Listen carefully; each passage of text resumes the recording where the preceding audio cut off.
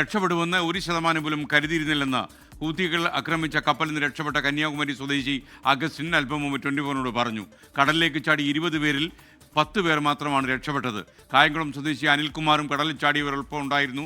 എന്നാൽ അദ്ദേഹം രക്ഷപ്പെട്ടതായി അറിയുന്നില്ല. അഗസ്റ്റിൻ 24 പറയുകയാണ്. റിനു ശ്രീധർ തയ്യാറാക്കിയ റിപ്പോർട്ട് കന്യാകുമാരിയിൽ നിന്ന്. ചെങ്കടലിൽ വെച്ച് ഹൂതി വിമതരുടെ കപ്പലാക്രമണത്തിൽ നിന്ന് തലനാരിഴയ്ക്ക് എത്തിയ ആളാണ് കന്യാകുമാരി ഫാത്തിമ നഗർ സ്വദേശി അഗസ്റ്റിൻ. അഗസ്റ്റിൻ ചേട്ടൻ നമ്മളോടൊപ്പം ചേരുകയാണ്. എത്ര നാളായി ഈ കപ്പലിൽ ജോലി ചെയ്യാൻ തുടങ്ങിയിട്ട്? ഞാൻ 2017 മുതൽ കപ്പലിൽ ജോലി ചെയ്യുന്നുണ്ട്. ഇപ്പോൾ ഈ കപ്പലിലേക്ക് പോയതെന്നാ? ഇപ്പോൾ ഞാൻ പോയിട്ട് 6 മാസത്തെ കോൺട്രാക്റ്റാണ് പോയത്. ഈ കപ്പലിൽ കയറിയത് ഞാൻ ജൂൺ 27-നാണ്. ബെർബറ പോർട്ടിൽ നിന്ന് റിട്ടേൺ ജിദ്ദയ്ക്ക് വരുന്നുണ്ടായിരുന്നു കപ്പൽ.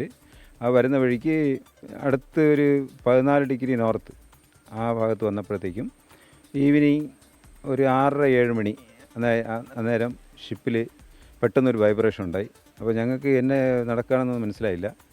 അപ്പോൾ അന്നേരം എല്ലാവരും ഞങ്ങളെ കൂടി ബ്രിഡ്ജിൽ പോയി.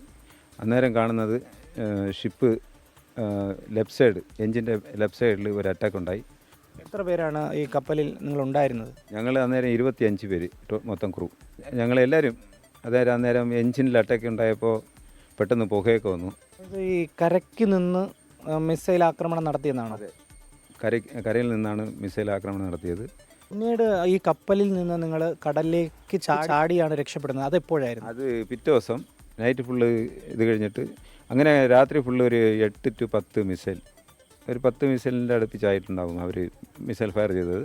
7-ാം തീയതി അറ്റാക്ക് സ്റ്റാർട്ടായി വൈകുന്നേരം 6 to 7 മണിക്ക്. പിന്നെ പിറ്റേ ദിവസം ഞങ്ങൾ 10 മണിയായപ്പോൾ എല്ലാവരും കടലിൽ ചാടി. അതായത് അതിൽ 3, ഒരു ചീഫ് ഓഫീസർ, ഒരു ഓയിലർ, ഒരു കാഡക്റ്റ്, എൻജിൻ കാഡക്റ്റ് മരിച്ചിരുന്നു. ഈ സ്പോട്ടിൽ വെച്ച് തന്നെ ആക്രമണത്തിൽ മരിച്ചു. അത് കഴിഞ്ഞ് ഒരു ഇലക്ട്രീഷ്യൻ, പുള്ളിയുടെ ലെഗ് കട്ടായിട്ട് പുള്ളിക്ക് രാത്രി രക്തമൊക്കെ പോയിട്ട് പുള്ളി അൺകോൺഷ്യസ് ആയിരുന്നു. അപ്പോൾ എൻ്റെ കൂടെ എൻ്റെ കൂട്ടുകാരൻ അനിലുണ്ടായിരുന്നു.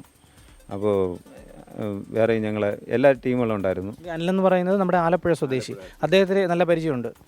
ഞങ്ങൾ ഒരുമിച്ച് ഒരേ ടീമായിരുന്നല്ലോ. ഇച്ചിരി കഴിഞ്ഞപ്പോഴത്തേക്കും ഈ വാട്ടറിൻ്റെ കറണ്ട് അങ്ങോട്ടും ഇങ്ങോട്ടും മാറിയപ്പോഴത്തേക്കും പിന്നെ എനിക്ക് കുറച്ച് ഡിസ്റ്റൻസായി അനിലുമായിട്ട്.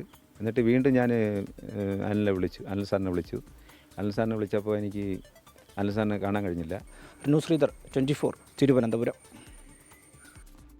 എന്തായാലും കടലിലേക്ക് ചാടിയ മലയാളിയെ കാണാൻ കഴിയുന്നില്ല കായംകുളത്തുകാരൻ എന്നാണ് നമുക്ക് ലഭിക്കുന്ന വിവരം.